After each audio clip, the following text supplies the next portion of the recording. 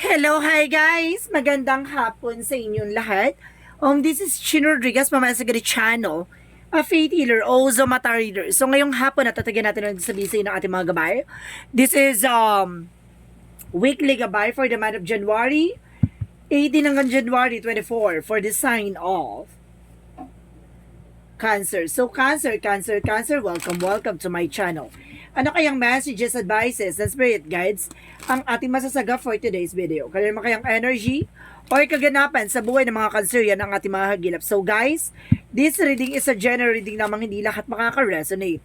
Kunin lamang po makaka-relate sa inyo and comment down below kung kaninong energy ang ating nasagap. And of course, don't forget to like and subscribe my channel and hit notification bell for more videos update. And of course, maraming salamat po sa mga walang sawang pagsuporta sa aking channel, lalo na hindi nag-skip ng ads. Naway pagpalain kayo na just at may kapal, siksik, digdig na guumapa, umbiyayang manubalik sa inyo. And of course, umpisahan na natin ang laban for the sign of Cancer.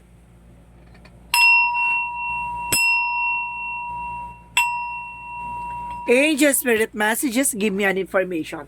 Ano naman kaya gusto sabihin sa inyo ng ating mga baraha, guys? Ano naman kayang mensahe or kaganapan sa buhay ng mga Cancerian ang ating mahagilap? So guys, this reading is general reading lamang. So hindi lahat makaka-resonate guys ha. So kaya wag po tayong masyadong diyan, no? So gabay-gabay lang po ito. So let's see additional messages. Okay. Let's proceed now. So there's a 6 of Wands. So there's a victory. Now may mga bagay na ipapanalo mo na this time, no? Kumbaga there is a success, public recognitions, and something achievement kang matatamo, no? Or either meron ditong gagraduate na. Nakakasense ako ng ganyan, no?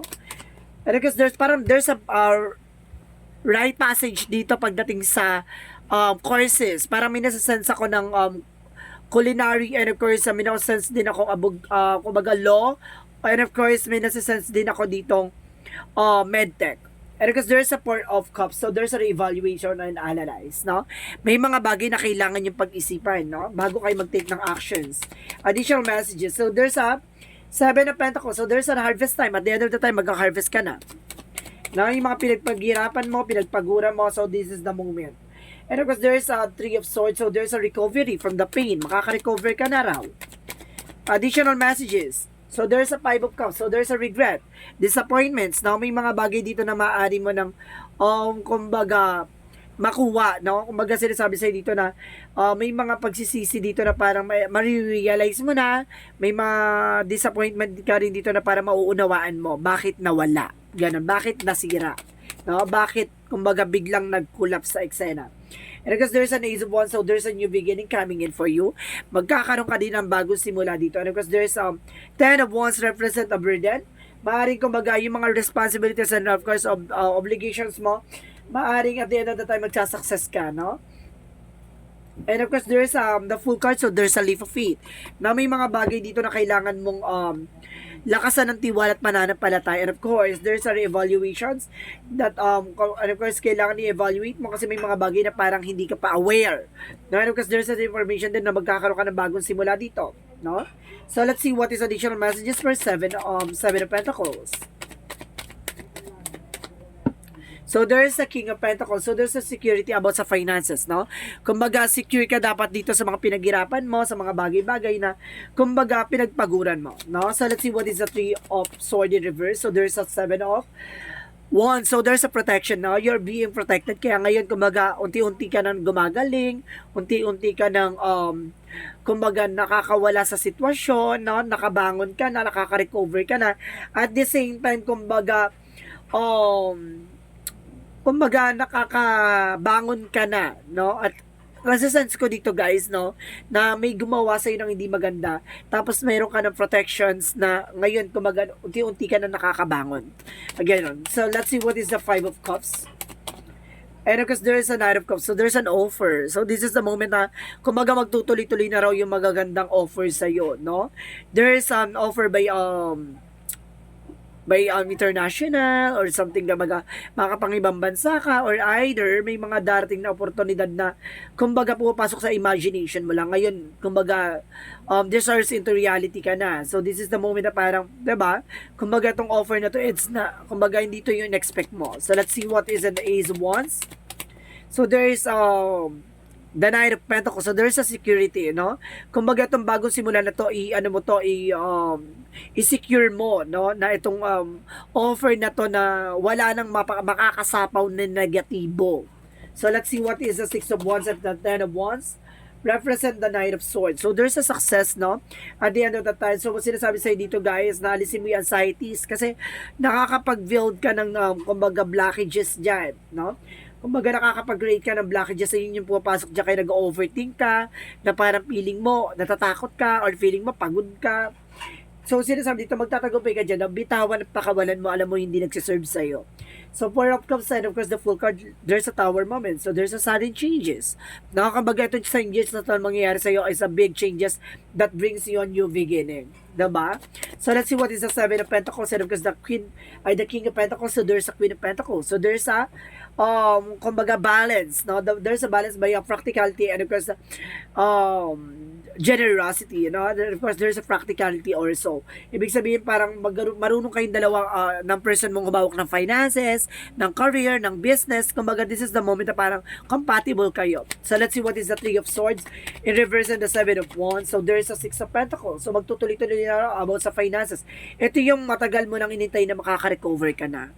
So let's see what is the Five of Cups and the Knight of Cups. So there's an temperance. So perfect timing. So this is the moment na parang, di ba itong offer na to, ito yung kumbaga, dahil na-control mo yung sarili mo, no? Dahil napakalma mo, no? Itong offer na to ay deserve mo. And because there's an Ace of Wands and the Knight of Pentacles represent the Seven of Cups. So there's a lot of opportunity coming in for you. At mag-ingat ka lang, there's a backstabbing and faithful ending, no? May mga bagay na matatapos na sa'yo, no? May mga bagay na parang, kumbaga, matatapos na yung mga pumapasok, mga nanggugulo sa'yo, no? Na nagbibigay ng blockages, kumbaga, ng negativity, ng something, problema, ganon. So, kumbaga makaka-recover ka na, of course, matatapos na. So, let's see what is the outcome. That outcome is the Hangman. In reverse, so there is a delay. So, may mga bagay dito na maaring nagkukos ng delays. No? And Ace of Sword is a breakthrough, no? At the end of the time, magkakaroon ka ng new insights, clarity, no? Unti-unti mo na matutuklasan, unti-unti mo na maliliwanagan. At there's a conflict avoidance, and of course, there's a release of tension of conflict, no? Kumbaga, tapos na yung komplikado. Maaari may mga delays lang, pero keep going, no? So, let's see additional messages for your career. So, pagdating sa career is the Queen of Wands. So, there's a stability, and the Queen of Cups, there's a healing. So, ibig sabihin dito, kumbaga, magkaroon ka ng confidence sa sarili mo, no? Kumbaga, kailangan mong patawarin yung sarili mo, or kumbaga, maging irespeto mo rin yung sarili mo. Either be gentle with yourself, no? Additional messages for love life. So, there's a star card, and of course, there's a Nine of Wands. So, there's a perseverance, no? Konting tiyaga lang pagdating sa love life mo kasi darating yung araw na para tinetesting lang yung trust mo, or there's a trust issue, or either na parang sinusubukan ka lang na nasa taas para kung sino man yung darating, no? Kumbaga, alam mo na yung magiging limitations mo, alam mo na yung magiging grounds mo, alam mo na yung, kumbaga, makokontrol yung emotions mo. And of course, the star card is a wish fulfillment and healing and miracles. So, let's see what is additional messages for health. Sa health mo naman, madam, is Madam Sir, there's a Queen, there's a Page of Pentacles, so there's a manifestation. No, kumbaga, pagdating sa health mo is good naman, no? And because there's a form of celebration, maaring gagaling ka na sa karamdaman mo. Maaring mapupuno ka ng kaligayahan, no? Ano ko sinasabi sa'yo dito na, kumbaga, good yung health mo ngayon. So, let's see what is the magical fairy messages. So, let's see what is the magical fairy messages. Magical fairy messages is you desire is within reach. So, see, yung mga pangarap mo, yung mga hinahangad mo, no, makukuha mo yan at the end of the time. No, papabor na sa'yo ang sitwasyon. Magtiwala ka lang na lahat ng bagay na yan ay mangyayari yan into your favor. So, let's see what is the Yin and Yang Oracle card. For Yin and Yang Oracle card, Angel Spirit Guides, so there is triggers, conflict, no? Ito yung nagbibigay ng, siguro there's an impossible na mayroon dito naghahatak ng negativities or something complication. And there's a there's a loss, rejections, no? May mga bagay siguro dito na kailangan mo ng pakawalan. May mga bagay na kailangan mo ng kumbaga talikuran or something bitawan. Attractions, no? Kumbaga marami kasing parang kumbaga na-attract ka sa situation at the same time baka maraming na-attract sa'yo. Kumbaga sinasabi sa'yo dito na huwag ka maging padalos-dalos sa mga decision mo. And there's a self-care, see? Kumbaga sinasabi dito, alagaan mo yung sarili mo, love yourself first bago ka magmahal ng iba. Kumbaga pagtanggap and of course be gentle with yourself talaga. So let's see what is Archangel Michael messages. A favorable outcome. So, si papabor na sa'yo ang sitwasyon ngayon. And this is your life purpose. So, ito yung purpose mo talaga sa buhay, no? Yung pagdaanan yung mga dagok sa buhay. Diba? So, let's see what is the Romance Angels. Religious factor. So, some of you, kaya ka rin nagkakaproblema sa love life. Mamaya, there's a, kumbaga, orasyon na ginawa sa inyo ng person mo. Or binigyan ka ng courses para at least, diba, hindi ka mamatagpuan yung taong mamahalin mo. Ganon.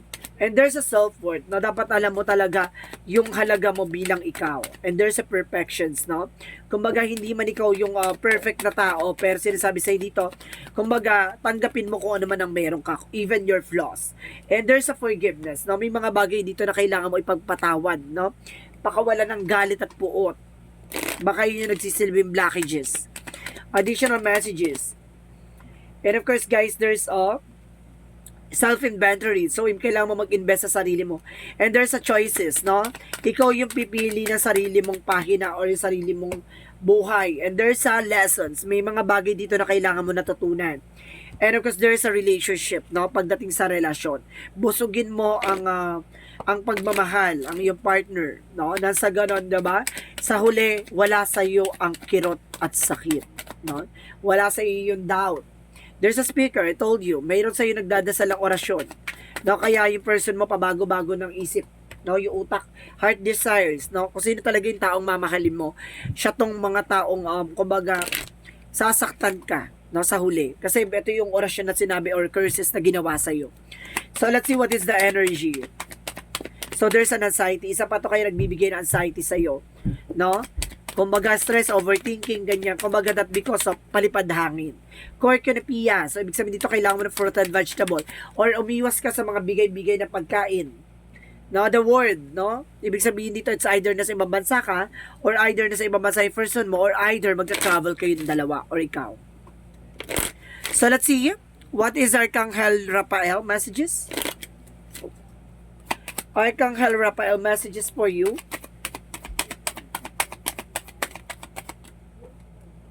Expect a miracle. So, mag-expect ka dito ng himala. Mag-expect ka dito ng, kumbaga, healing, no? So, let's see what is the Monsology.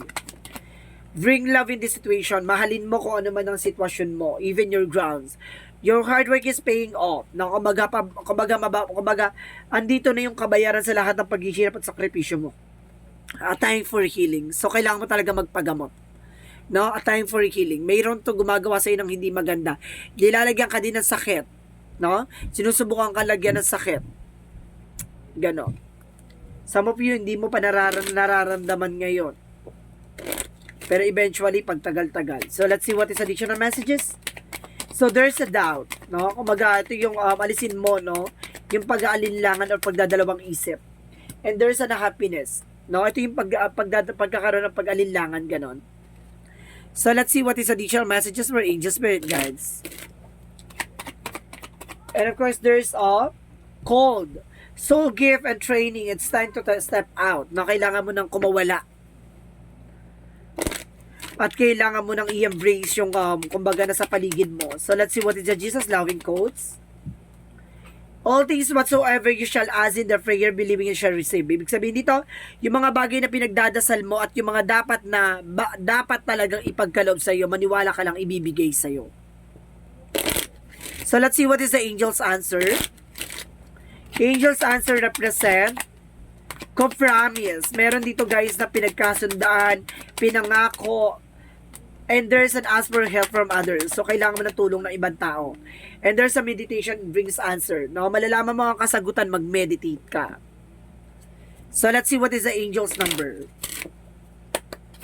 Angel's number represent, okay, I am brilliant. So, sinasabi dito, you have possessed every very refined mind and deep urge to uncover life mysteries.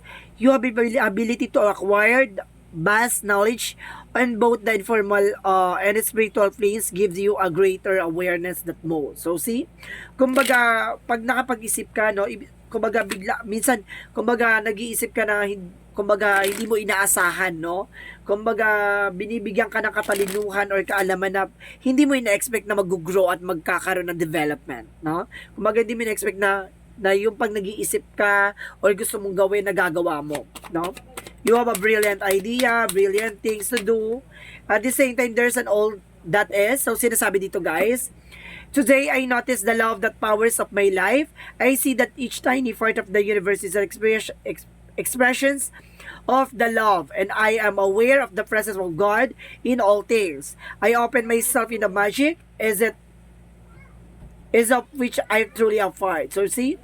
Kumbaga, sinasabi sa'yo dito na kumbaga lahat ng mga bagay na nangyari sa paligid mo, no?